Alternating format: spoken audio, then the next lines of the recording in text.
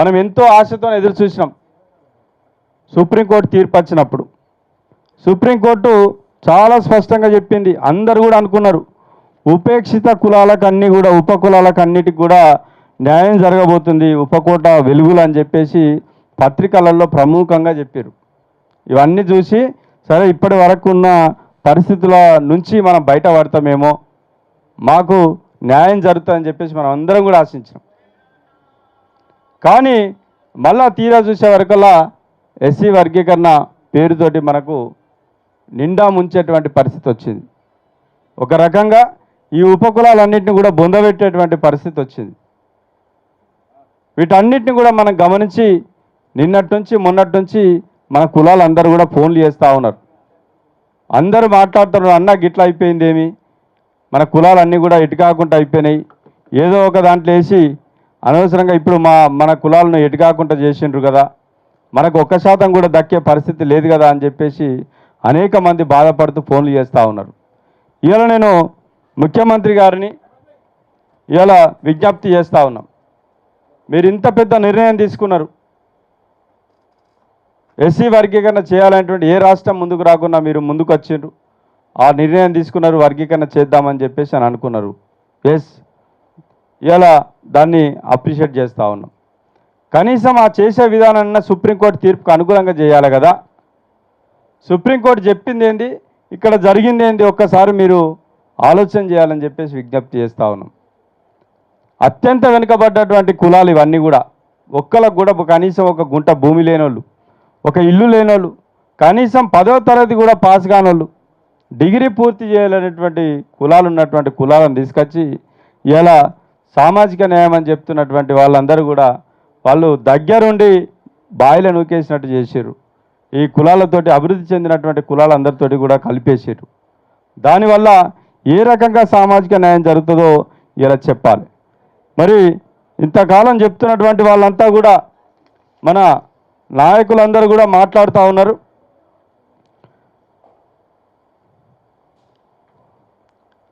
నిన్న మొన్ననే మందకృష్ణ మాది అన్న గారు ఒక ప్రెస్ మీట్ పెట్టారు. అందరం కూడా చూసినాం. వీళ్ళు పంబాల కులం. మరి వీళ్ళంతా కూడా పొద్దున్న లేస్తూ వాళ్ళ గ్రామ దేవతలకు చిన్న చిన్న గుళ్ళల్లో గ్రామాల్లో ఉన్నటువంటి దేవాలయాల్లో పూజలు చేస్తూ వాళ్ళ జీవన పోరాటం చేస్తూ ఉంటారు. అదేవిధంగా డక్కలోళ్ళు ఉన్నారు, మా పెద్దన్న పోషప్ప, వెంకటన్న, మిగతా వాళ్ళందరూ కూడా ఉన్నారు. ఏ కులం తీసుకున్నా కానీ గొప్పగా చెప్పుకునేటువంటి బతుకులు ఎవరికి ఉన్నాయండి? ఒక్కరకన్నా ఉన్నాయా? ఎవరో ఒకరు ఆ కులాల్లో ఉన్నటువంటి ఉద్యోగాలు పొందిన వాళ్ళు ఎవరు? ఒక్కరు, ఇద్దరు, ముగ్గురు ఏళ్ల మీద లెక్క పెట్టే వాళ్ళు ఉంటారు. ఒకవేళ ఒక 20,000 50,000 జనాభా ఉంటే అందులో 100 లోపు ఉన్నటువంటి ఉద్యోగులు ఉంటారు. వీళ్ళని తీసుకుపోయి మీరు అభివృద్ధి చెందినటువంటి కులాలు అధిక జనాభా ఉన్నటువంటి కులాలతో కలిపితే ఇది ఎట్లా సామాజిక న్యాయం అవుతుందో చెప్పాలి. సో ఇట్లా మీరు రకరకాలుగా మాట్లాడుతూ చెప్తా ఉన్నారు. ఇంతకుముందే మనం చెప్పుకున్నాం, ఏ గ్రూప్లో ఉన్నటువంటి పంబాల కులం, మన్నె కులం ఏదైతే ఈ మిగతా కులాలను అణచేస్తారు, వీళ్ళందరికీ అన్యాయం జరుగుతుందని చెప్పేసి మాట్లాడుతూ ఉన్నటువంటి కృష్ణమాది గారు ఇంతకుముందే మనం మాట్లాడుకున్నాం. అదే మరి బి గ్రూప్లో ఉన్నటువంటి కులాలు, ఈ చిన్న కులాలు, సంచార కులాలను ఏ రకంగా తీసుకొచ్చారు? గతంలో 1%, 7%, 6%, 1%గా ఉన్నటువంటి ఏబిసిడి కేటగిరీ నుంచి అత్యంత వెనుకబడ్డటువంటి ఏ గ్రూప్లో ఉన్నటువంటి కులాలను తీసుకొచ్చేమో బి గ్రేడ్లో సి గ్రూప్లో పెట్టారు. దొంబర కులం ఎంత వెనుకబడి ఉంటుందో మనందరికీ తెలుసు. రోజు వాళ్ళది జీవన్మరణ సమస్య, జీవన్మరణ పోరాటం. వాళ్ళని తీసుకొచ్చి బి గ్రూప్లో పెడితే వాళ్ళు ఎట్లా మిగతా కులాలతో ఎట్లా పోటీ పడగలుగుతారు? వాళ్ళు ఆ బి గ్రూప్లో ఉన్నటువంటి మాదిగలతో ఎట్లా పోటీ పడగలుగుతారు? చిందోళ్ళు ఎట్లా పోటీ పడగలుగుతారు? ఈ 2000 నుంచి 2004 సంవత్సరంలో ఇటువంటి వర్గీకరణ జరగడం వల్ల ఈ వెనుకబడ్డటువంటి కులాలన్నీ కూడా అన్యాయానికి గురైన కేవలం మాలామాదిగ కులాలు మాత్రమే అభివృద్ధి చెందినాయని ఉషా మేర కమిషనే చెప్పింది. చెప్పి వర్గీకరణ చేయమన్నది. మళ్ళా దాన్ని మాలమాదిగల పంచాయతీగా చిత్రీకరించి మళ్ళా ఈ రెండు కులాలే లబ్ధి పొందేటందుకు పోరాటం చేసినాయి. ఇప్పటి వరకు కూడా గతంలో మాలలు తిన్నారని చేసినటువంటి పోరాటంతో అది చెప్పుకుంటూనే ఇప్పటి వరకు కూడా మాదిగలు అభివృద్ధి చెందిర్రా లేదనేటువంటిది 2011 తర్వాత ఇప్పటి వరకు తీసినటువంటి జనాభా లెక్కలు ఉన్నాయి. లేదా తెలంగాణ ప్రభుత్వం మన రాష్ట్రం ఏర్పడ్డ తర్వాత తెలంగాణ రాష్ట్రం ఏర్పడ్డది కదా, ఇక్కడ కూడా ప్రభుత్వం లెక్కలు తీసింది కదా, ఇక్కడ ఉన్నటువంటి లెక్కల ప్రకారంగా ఎంతమంది అభివృద్ధి చెందిరో లెక్కలు తీయండి. లెక్కలు తీస్తే తెలుస్తాయి కదా. అంటే ఇప్పటి వరకు ఈ సంవత్సరం ఈ 10 సంవత్సరాల్లో కానీ 11 సంవత్సరాల్లో కానీ అభివృద్ధి చెందింది మాలమాదిగలు మాత్రమే, మిగతా కులాలు అభివృద్ధి చెందలేదు. సుప్రీంకోర్టు చెప్పింది ఏంటి, ఇవాళ ఈ కులాల యొక్క వెనుకబాటుతనాన్ని క్రైటీరియాగా తీసుకొని వర్గీకరణ చేయాలని చెప్పింది. సామాజిక వెనుకబాటుతనాన్ని ఇలా క్రైటీరియా తీసుకోమని చెప్పింది. మరి ఎక్కడ తీసుకున్నారు? ఇక్కడ ఎంపరికల్ డేటా తీసుకోమని చెప్పింది. వీళ్ళు ఏం చేశారు? ఎంపరికల్ డేటా తీసుకోమనంటే ఇందులో ఉన్నటువంటి ఏబిసిడి గ్రూపు గతంలో ఏదైతే జరిగిందో దాంట్లో ఎంపరికల్ డేటా తీసుకున్నారు. ఫస్ట్ గ్రూప్లో ఏంటి, సామాజికంగా ఆర్థికంగా మరియు విద్యాపరంగా అత్యంత వెనుకబడ్డ పట్టించుకొని షెడ్యూల్డ్ కులాలని చెప్పారు ఫస్ట్ గ్రూప్లో పెట్టిన వాళ్ళు. సరే ఓకే, మరి మధ్యస్థంగా లబ్ధి పొందిన కులాలు అన్నారు. మధ్యస్థంగా లబ్ధి పొందిన కులాలలో కూడా సంచార జాతికి చెందినటువంటి కులాలను చాలా వెనుకబడ్డటువంటి కులాలను పెట్టారు. వాళ్ళు మధ్యస్థంగా ఏడు అభివృద్ధి చెందినరో చెప్పాలి. అదేవిధంగా మెరుగైన ప్రయోజనం పొందినటువంటి కులాలని అన్నారు మూడో గ్రూప్లో. మెరుగైన ప్రయోజనం పొందిన వాళ్ళు ఇంకా పాకి పని చేసుకుంటూనే ఉంటారా? ఇంకా ఏది పొట్టకూటి కోసం ఆడాడ కూలి పని చేసుకునేటోళ్ళు, చిన్న చిన్న వృత్తులు చేసుకునే వాళ్ళు, ఒలియదాసరులు వేషాలు వేసుకొని చేసుకునేటువంటి వాళ్ళు కూడా మెరుగైన ప్రయోజనం చెందిన వాళ్ళేనా? ఎట్లా వాళ్ళు మెరుగైన ప్రయోజనం పొందిన వాళ్ళు ఎట్లా గుర్తించారు? మీరు ఏ క్రైటీరియా తీసుకున్నారు? కమిషన్ ఎక్కడ మీరు తిరిగి ఈ కులాల డేటా సేకరించింది? మీకున్న ఆధారాలు ఏమున్నాయి? అవన్నీ బయట పెట్టాలి కదా. ఇవి లేకుండా ఏదో చేసేసినాం ఇక మీ కర్మన మీరు ఉండండి, మాకు సంబంధం లేదని చెప్పేసి ఇలా చేతులు దులుపుకుంటే నష్టపోయేది ఎవరు? ఇవన్నీ కూడా ఆలోచన చేయాలి.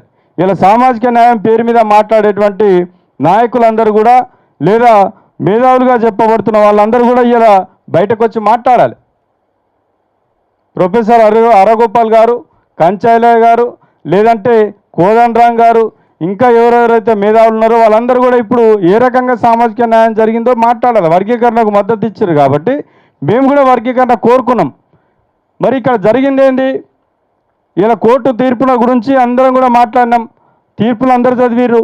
మరి తీర్పు ప్రకారంగా జరగలేదు కదా, మరి ఇప్పుడు ఎవరు చెప్పాలి మరి? కాబట్టి వీళ్ళంతా కూడా బయటకు వచ్చి మాట్లాడాలి. రేపు మేము కూడా మళ్ళీ ఒక మీటింగ్ పెట్టి అందరి మేధావులను పిలుస్తాం.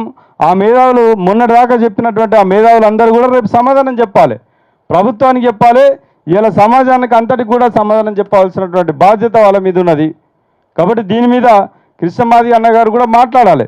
ఎందుకంటే ఇప్పటివరకు చెప్పినటువంటి దాంట్లో ఇలా మా కులాలన్నీ నష్టపోయినటువంటి మా కులాలకు మీరు ఏ రకంగా అండగా నిలుస్తారో చెప్పాలి. ఇలా మేము అందరం కూడా ఇలా మాలమాదిగ కులాలతో పోటీ పడలేని పరిస్థితి ఉన్నాం కాబట్టి మమ్మల్ని అందరినీ కూడా ఒక గ్రూప్లో పెట్టాలని అంటున్నాము. ఆ గ్రూప్లో పెట్టే విధంగా మీరు పోరాటం చేయాలని చెప్పేసి కూడా నేను కృష్ణమాది అన్న గారు డిమాండ్ చేస్తూ ఉన్నా. ఇలా వ్యక్తిగతంగా మీరు ఎన్ని మమ్మల్ని అన్నా కానీ మేము ఇలా మమ్మల్ని ఆశపడాలి కానీ అత్యాశపడద్దని అన్నావు. ఓకే అన్నారు, మీరే పెద్ద మనిషి పెద్దన్న అన్నారని అనుకున్నాం.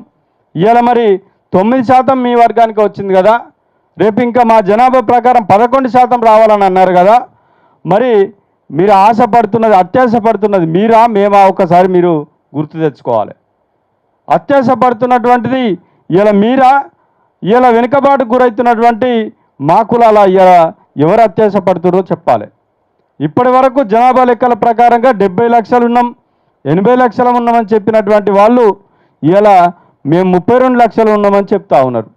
మరి 32 లక్షలు ఉంటే మిగిలిన 40 లక్షల మంది ఆ 40 లక్షల మంది మా మాదిగ అన్నలను మాది అక్కలను సోదరులందరినీ కూడా ఎవరు చంపేసారో చెప్పాలి. ఇలా ముఖ్యమంత్రి రేవంత్ రెడ్డి గారు చంపిర్రా లేకపోతే మందకృష్ణ మాదిగ గారు చంపిర్రా చెప్పాలి. ఇలా మరి ఆ లేని జనాభాను ఉన్న జనాభాగా చూపెట్టుకొని ఇలా ప్రభుత్వాల మీద ఇలా ఒత్తిడి తీసుకొచ్చి మీకు అనుకూల విధంగా వర్గీకరణ చేసుకున్నారు. మేము మొదటి నుంచి మొత్తుకుంటా ఉన్నాం. మా జనాభా ఈ రాష్ట్ర జనాభాలో 5% ఉన్నది. దాదాపు 20 నుంచి 25 లక్షల జనాభా ఉన్నదంటే ఎవరు నమ్మలే. ఉన్నది మీరు గింతే 1% కూడా లేరని చెప్పేసి వాళ్ళని తీసుకొచ్చి మీకు నచ్చిన చోట్ల వాడేసారు, అడిగే వాళ్ళు లేరని చెప్పేసి గొంతు లేనటువంటి కులాలను అన్నింటిని కూడా తీసుకొచ్చి ఇలా బాయిలో నూకేసి మా గొంతులు కోసిర్రు. ఇలా మా గురించి పట్టించుకునేటువంటి వాళ్ళు ఎవరని చెప్పేసి ఇలా మేము మా గురించి పోరాడినటువంటి నాయకులందరూ కూడా మేము ఇలా నిలదీస్తూ ఉన్నాం. మేధావులని చెప్పుకునే వాళ్ళందరూ కూడా ఇప్పుడు బయటకు రావాలి. మరి మా జనాభా ఇంత ఉన్నదని నమ్మని వాళ్ళు 70 లక్షల 80 లక్షల జనాభా ఉన్నదని చెప్పినటువంటి కృష్ణమాదిగ గారి మాటలు పట్టుకొని ఇలా మరి ఆ 70 లక్షల మందిని ఎందుకు చూపించలేకపోతున్నారు? ఆ 70 లక్షల మందికి సంబంధించి ఇప్పుడు మేము అంటున్నటువంటి మా 20 లక్షలకు సంబంధించి మరి మాలోళ్ళు 30 లక్షలు అంటారు. వీళ్ళందరి జనాభాకు అనుగుణంగా రిజర్వేషన్ల శాతాన్ని ఎందుకు పెంచలేకపోతున్నారు?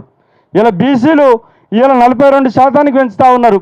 వాళ్ళు 27% ఉన్న రిజర్వేషన్లు 42% పెంచుతూ ఉన్నారు. మరి దాని విషయంలో బీసీలకు మద్దతు ఇస్తూ ఉన్నారు, బీసీలు మీకు మద్దతు ఇస్తూ ఉన్నారు. మరి ఎస్సీ రిజర్వేషన్లను పెంచడం కోసం మీరు ఎందుకు పోరాటం చేస్తలేరు? దీనికి బీసీ నాయకులు ఎందుకు మద్దతు ఇస్తలేరో చెప్పాలి. ఈడబ్ల్యూఎస్ పేరు మీద 10% రిజర్వేషన్లు తెచ్చుకుంటే ఎవరు మాట్లాడలే. మరి ఆ 10% రిజర్వేషన్లు ఎస్సీలకు కలిపినట్లయితే ఇలా ఎస్సీలో ఉన్నటువంటి సమస్య ఉండేది కాదు కదా, వెనుకబడ్డ కులాలకు సామాజిక న్యాయం జరిగేది కదా. దీని మీద ఎందుకు మాట్లాడలేకపోయారు? అందరూ కూడా కలుపుకొని 57 కులాలన్నింటినీ కూడా బొందబెట్టడానికి కంకణం కట్టుకున్నట్టుగా కనబడతా ఉన్నదండి. ఇవాళ మేము ఎంబీఎస్సీ కులాల హక్కుల పోరాట సమితిగా మేము డిమాండ్ చేస్తూ ఉన్నాం. ఇవాళ మీరు మంత్రులు, ఎమ్మెల్యేలుగా, ప్రజాప్రతినిధులుగా, ఐఏఎస్ ఐపీఎస్లుగా ఉన్న వారందరూ కూడా మాట్లాడాలి. మాదిగల నుంచి ఉన్నటువంటి నా పెద్దలందరూ కూడా మాట్లాడాలి. మీరంతా కూడా ఇలా మేము అభివృద్ధి చెందినాము, ఇలా ఇప్పటి వరకు ఫలాలు పొందలేనటువంటి కులాలు ఉన్నారు, వాళ్ళకు సపరేట్గా ఒక కేటగిరీని ఏర్పరిచి ఎక్కువ శాతం ఇవ్వాలని చెప్పేసి మీరు డిమాండ్ చేయలేదు కదా. మరి ఇక్కడ మేము షమీం అఖ్తర్ గారికి, కమిషన్ గారికి స్పష్టంగా చెప్పినాం, మాకు సపరేట్ గ్రూపులో పెట్టి మాకు ఇలా 7% రిజర్వేషన్లు ఇవ్వాలన్నాం. మరి ఇప్పటికైనా కానీ ఇలా ప్రభుత్వాన్ని విజ్ఞప్తి చేస్తూ ఉన్నాం.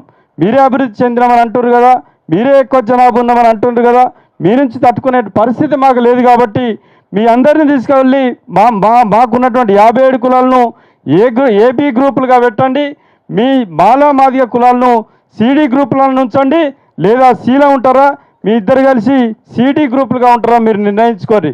కానీ మా కులాలను మాత్రం ఏ కేటగిరీలో బి కేటగిరీలో ఉంచి నిరుపేదలైనటువంటి కులాలను ఏలో పెట్టండి, పేదలుగా ఉన్నటువంటి వాళ్ళని బీలో పెట్టి మాకు 7% రిజర్వేషన్లు ఇచ్చినట్టయితే మాత్రమే ఈ ఎస్సీ వర్గీకరణ న్యాయం. ఆ చేసేటువంటి వర్గీకరణ యొక్క ఉద్దేశానికి ఇలా అది లక్ష్యం నెరవేరే విధంగా అవుతుంది. లేదా మరి మీకు మీరుగా ఇలా కులాల వారిగా, జనాభా వారిగా మీరే పంచుకొని ఇలా వర్గీకరణ చేసేసినాం, ఎంపెరికల్ డేటా చేసాం, మీ దాంట్లో మెరుగైన వాళ్ళని అందరినీ కూడా మేము సరైన న్యాయం కల్పించామని చెప్పేసి ఇలా మీరు సన్నాయి నొక్కులు నొక్కితే ఇలా మేము బలైపోయినటువంటి కులాలం ఏం కావాలన్నటువంటిది ఇలా మేము ప్రశ్నిస్తూ ఉన్నాం. ప్రభుత్వం ఇప్పటికైనా ఆలోచన చేయాలి. ఇలా చట్టం చేసేటువంటి ఇంకా అవకాశం ముందుంది కాబట్టి కేవలం దీని యొక్క ఏదైతే 1 మ్యాన్ కమిషన్ రిపోర్ట్ ద్వారా మీరు సూచించినటువంటి విధానాన్ని మీరు ప్రవేశపెట్టారు. కానీ చట్టం చేసే లోపల ఇప్పటికైనా వెనుకబడ్డ కులాలన్నింటినీ కూడా సపరేట్ గ్రూప్గా చేసి ఎక్కువ శాతం రిజర్వేషన్లు ఇవ్వాలని చెప్పేసి మేము ప్రభుత్వానికి విజ్ఞప్తి చేస్తున్నాం. దీనికి కృష్ణమాదిగ అన్న గారు కూడా సపోర్ట్ చేయాలని చెప్పేసి మేము డిమాండ్ చేస్తూ ఉన్నాం. నిజంగా మీరు సామాజిక న్యాయం గురించి మాట్లాడితే, సామాజిక న్యాయం పోరాటం చేస్తాం అని చెప్పేసి మీరు రోడ్డు మీదకి వస్తే ఈ వర్గీకరణ చేయకుండా మీరు ఎట్లా సామాజిక న్యాయం గురించి మాట్లాడుతారో ఇలా రేపు మీరు సమాధానం చెప్పవలసి వస్తుంది.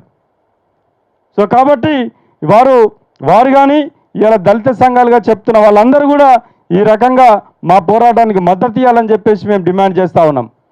అదేవిధంగా 2 విషయాలు మాట్లాడినారు. అదేవిధంగా కృష్ణమాదిగ గారు దామోదర రాజనరసింహ గారి విషయంలో మాట్లాడారు. దామోదర రాజనరసింహ గారు ఇలా మాదిగలకు ద్రోహం చేసిండో, మాలలకు వివేక్ గారే బాగా చేసిరని మాట్లాడారు.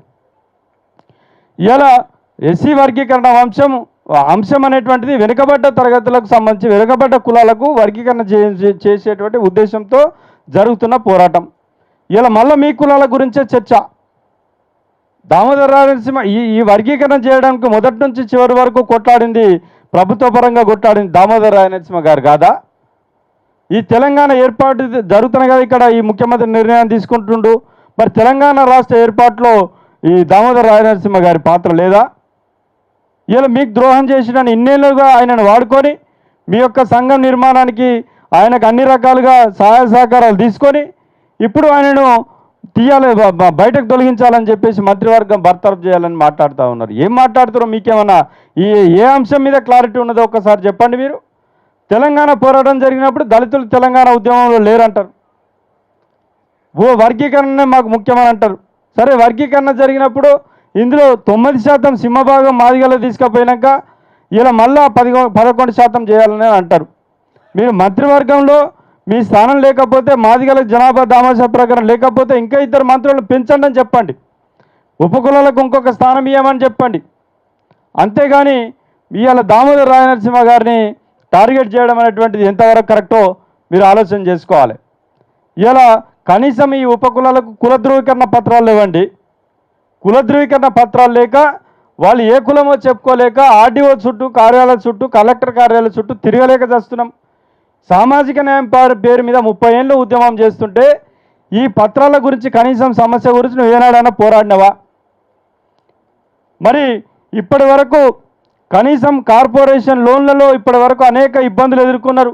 ఒక్కొక్క లోన్ వచ్చింది లేదు. మీరు లెక్కలు తీసుకుంటే తెలంగాణ రాష్ట్రం ఏర్పడిన తర్వాత 90% మీరే తీసుకున్నారు. అందులో 70% మాదిగలు తీసుకుంటే 20% మాలలు తీసుకున్నారు. కనీసం 6% కూడా ఉపకులాలు తీసుకోలేకపోయినారు. దీని మీద మీరు ఏ సామాజిక న్యాయం మాట్లాడారు? ఈ నష్టాన్ని ఎవరు పూరించాలి? మరి ఎప్పుడు మీ కాళ్ళ కింద ఈ కులాలు నలిగిపోవాల్సిందేనా? పేరుకు మళ్ళీ రోజు సామాజిక న్యాయం అంటాం. కాబట్టి వెంటనే దీన్ని దృష్టిలో పెట్టుకొని ఏదైతే మా పోరాట ఫలితంగా ఈ కాంగ్రెస్ పార్టీ మేనిఫెస్టోలో హామీ ఇచ్చిన మేరకు ఉపకులాల కార్పొరేషన్ ఏర్పాటు చేస్తామని చెప్పారు, మాలకు, మాదిగకు, ఉపకులాలకు. ఆ కార్పొరేషన్ల ఏర్పాటు మీరైతే హామీ ఇచ్చిరో చివరి డిక్లరేషన్లో కూడా చెప్పినారు. వెంటనే 57 కులాలకు సంబంధించి సపరేట్ కార్పొరేషన్ ఏర్పాటు చేసి 2000 కోట్లు కేటాయించాలని చెప్పేసి మేము డిమాండ్ చేస్తూ ఉన్నాం. కుల ధృవీకరణ పత్రాలను వెంటనే మాదిగలకు ఇస్తున్న విధంగా అందరికి కూడా తహసీల్దార్ ద్వారా ఇప్పించే విధంగా వెంటనే జీవో విడుదల చేయడానికి కూడా మేము డిమాండ్ చేస్తూ ఉన్నాం. ఇదే ఈ కార్పొరేషన్ల గురించి మాట్లాడినప్పుడు మరి ఎవ్వరు కూడా మాట్లాడరు. ఒక వివేక్ గారు మొన్న సభలో మాట్లాడుతూ మాలలకు, మాదిగలకు, అదేవిధంగా ఆయన నియోజకవర్గంలో ఉన్నటువంటి నేతకానిల కార్పొరేషన్ ఇవ్వాలంటారు. మరి ఒక నేతకానికి కార్పొరేషన్ ఇస్తే మీకు నియోజకవర్గం మందం మీరు కోరుకుంటే మరి 57 కులాలకు సంబంధించి 57 కార్పొరేషన్లు ఇప్పించగలుగుతారా? మీరు వెనుకబడ్డ కులాలందరికీ కలిపి ఒక కార్పొరేషన్ ఇవ్వాలని మేము డిమాండ్ చేస్తుంటే మీరు మీ ఒక్క కులానికే కార్పొరేషన్ ఇవ్వాలంటే 57 కార్పొరేషన్లు ఏర్పాటు చేయడానికి మీరు సిద్ధమా? మీరు అది కాంగ్రెస్ పార్టీ మేనిఫెస్టోలో ఇచ్చినట్టు హామీనే మేము అడుగుతా ఉన్నాం. మీరు దాన్ని వక్రీకరించే విధంగా మీరు మాట్లాడడం అనేటువంటిది ఏ రకంగా న్యాయమో మీరు ఆలోచన చేసుకోవాలి. వర్గీకరణ విషయంలో కూడా మేము చెప్పినాం, ఈ 1-2 గ్రూపులు కాదు, మీరు చేయాలనుకుంటే ఎన్ని గ్రూపులు అయినా చేసుకోవచ్చు. అట్లా కాకుండా 5-6 గ్రూపులు చేసినా ఇలా ఎవరి బాటా ఎంత ఉందో చేసుకోవచ్చు. కానీ మీరు 2 గ్రూపులు మాత్రమే చేసుకొని 2 కులాల యొక్క ప్రాబల్యాన్ని పెంచుకొని మాదిగ కులాలు ఇలా ఒకరినొకరు అనుకొని అభివృద్ధి చెందేందుకు ప్రణాళికలు చేసుకొని 57 కులాలను అణచివేసే విధంగా మీరు కుట్రలు చేస్తున్న విషయాన్ని మేము గమనిస్తూ ఉన్నాం, సమాజం అంతా గమనిస్తున్నది. రాబోయే రోజుల్లో మా వాటా మాకు ఇవ్వకపోతే తీవ్రమైనటువంటి పోరాటం చేస్తామని చెప్పి ఈ సందర్భంగా తెలియజేస్తా ఉన్నాం. జై భీమ్.